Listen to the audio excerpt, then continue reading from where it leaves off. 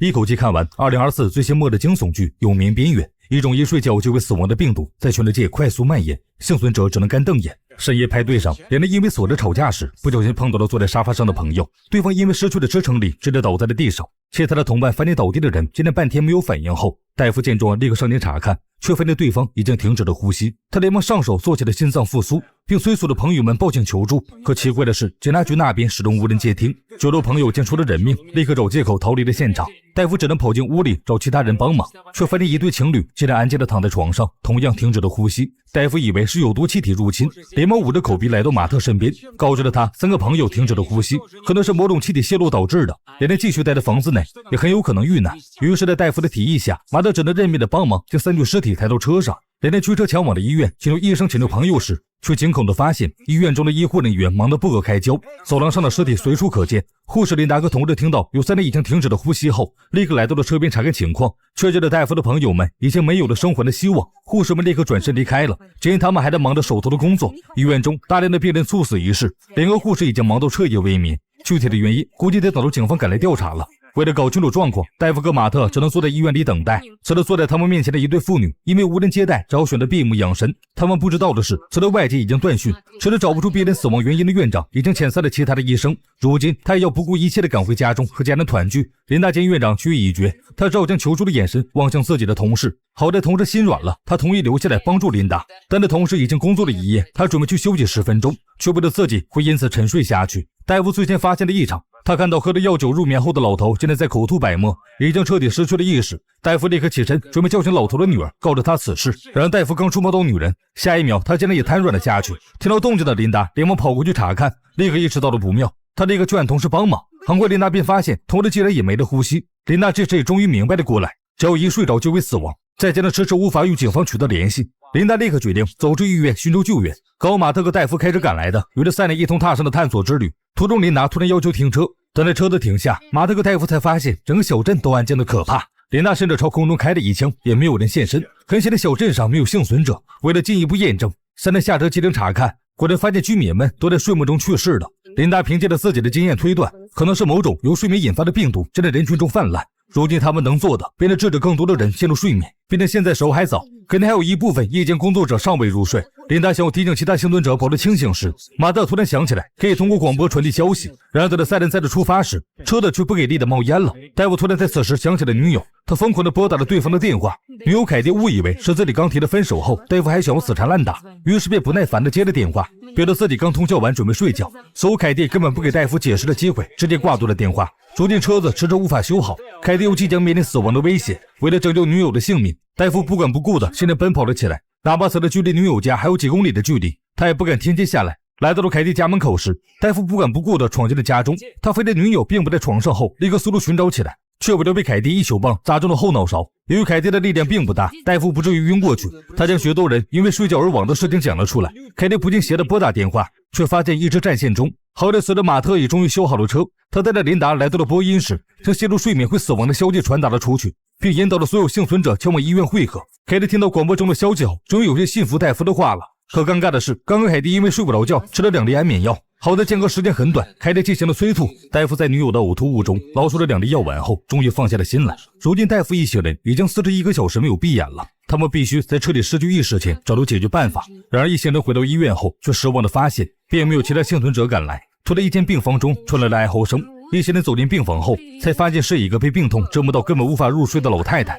老太太询问起自己家人的下落时，一行人却不忍心告诉她残忍的真相，于是他们便让凯蒂陪伴着老太太，防止她睡过去。戴夫和马特也配合着琳达，准备对死者解剖，进行下一步研究。当琳达割开死者的头皮后，突然发现了一个恐怖的事情，已经死亡多时的尸体头部竟然是热的。随着颅骨被锯开一个口子后，死者的脑子中冒出了大量热气。琳达见状，立刻用切割机将颅骨彻底打开。当骨头被转移时，死者血淋淋的脑子中竟然有一个3角形的烙印，这是医学中都无法解释的现象。戴夫看到后，只觉得细思极恐。原来在不久前，凯蒂闹分手的真正原因，这是因为戴夫半夜自残，在自己的胸口画出了一个3角形。由于是无意识的行为，戴夫一时间根本无法想明白其中的关联，他有些崩溃的逃离了病房，独自一人待着沉思时，凯蒂走了过来。终于戴夫对着他坦诚地说出了深埋在内心的秘密，从小戴夫就因为经常做噩梦，因此难以入眠。他的梦中经常会有漂浮在天空中的巨型鲸鱼，地上还有着一群奇怪的石头人，逐渐向他靠近。随着梦境越来越频繁，鲸鱼开始逐渐陨落在地，那群石头人也离戴夫越来越近。好在伴随着年龄增长，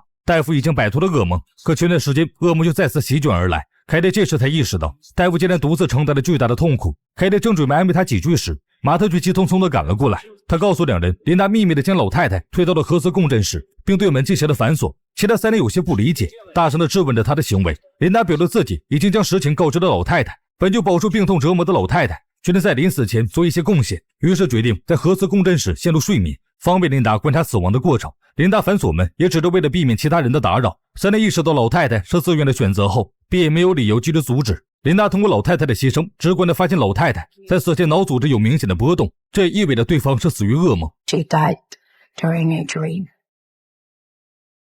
Maybe the dream killed her. How long did it take for her to die after she went to sleep? About 3 minutes. 3 minutes?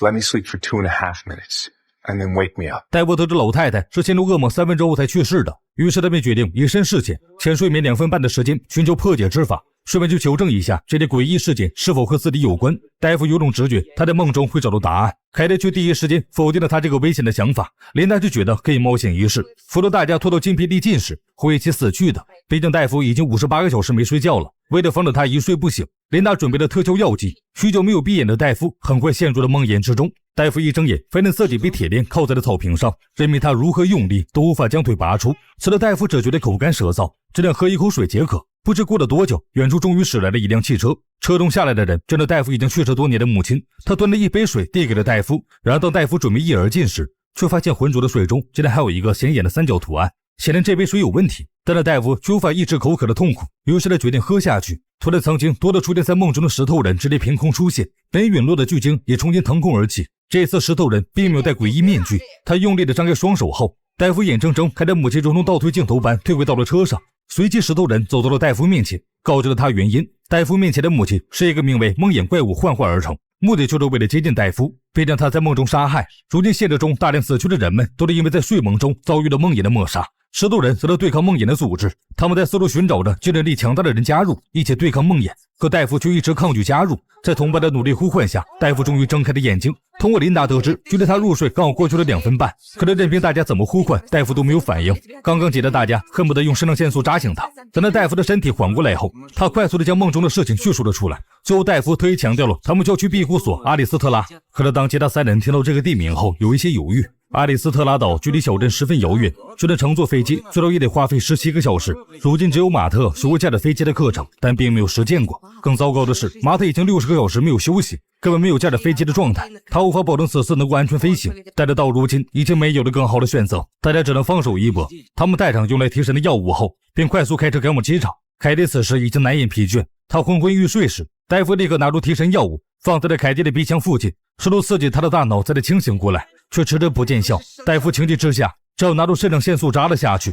才迫使凯蒂彻底清醒过来。一行人有惊无险地赶到了机场。马特查看了飞行手册后，顺利地驾驶着飞机升空了。然而随着飞机平稳的飞行后，凯蒂却再次失控了。这一次他彻底睡了过去，无论其他人怎么刺激都没有再次醒来。凯蒂终究没有等来救赎，然而剩下的人状态也不是很好。随着飞行的时间越久，大家都已经难掩疲惫感，马特的意识逐渐开始模糊。他为了保持清醒，只能不停地撕咬着自己的皮肉。即便如此，马特的上下眼皮还是忍不住打架。琳达见状，找给他扎了一针肾上腺素，在药效的作用下，马特终于缓了过来。为了防止出现意外，琳达随手递过了一把手术刀，在必要时，马特可以用痛感保持清醒。此时戴夫有些坚持不住，琳达见状连忙将他唤醒。接下来的10天里，3人只能通过这种方式互相监督着彼此。终于，他们见到了抵达庇护所的上空，3人看到救赎的小岛，忍不住高兴起来。然而没高兴一会儿，马特便意识到一件恐怖的事情，他们想要降落的地方根本没有空旷的跑道，使得马特已经绕道3圈了。最终他下定了决心，在人用耗光前迫降在海面上。戴夫和琳达得到此事后，只能回到座位上系好安全带。他们在飞机剧烈颠簸中不停地祈祷，好在有惊无险，飞机安全降落在了海面。3人从海水中爬到了岸边，他们缓缓地向前走着，期间每个人都沉浸在梦魇之中。等待他们回过神来，老头满脸笑容地迎接了他们。3人刚从梦魇中醒来，还有些许紧张。老头连忙示意3人放心，这个岛有神力庇护，梦魇影响不到他们。果然如老白所言，这里的人生活得十分安逸。3人这才缓缓放松下来。在老白的引荐下，戴夫终于有机会见到了梦中人，也就是这座岛的岛主。戴夫很快在岛主的解释下明白了事情的始末，原来梦魇早就计划入侵人类世界，从而消灭人类。之前地球上一直有着守护神在暗中保护着人类。戴夫梦中那头漂浮在空中的巨鲸就是守护神的具象化，如今守护神已经被梦魇击败，因此人类世界才开始逐渐沦陷。如今只剩下的这个小岛仅存的最后一丝神力，每当有人冲破阻碍成功抵达小岛后，守护神的神力就会恢复一些。像戴夫这种精神力强大的人出现后，守护神的神力就能恢复得更快一些。戴夫却因为凯蒂的死亡有些低落，岛主安慰他当务之急应该好好休息，等他一觉睡醒，或许一切还有转机。琳达和马特在舒适的环境中终于放心地闭上了眼睛。戴夫看着头顶缓缓飘过的巨鲸，安心地进入了梦乡。然而在他闭上眼睛的瞬间，现在本已经在恶魔中死亡的人却纷纷睁开了眼睛，瞳孔中还闪耀着那诡异的三角形图案。距离最近的凯蒂已经缓缓走出水面，逼近小岛。很显然他们已经成为了梦魇的傀儡，接下来小岛就得迎来一场激烈的大战。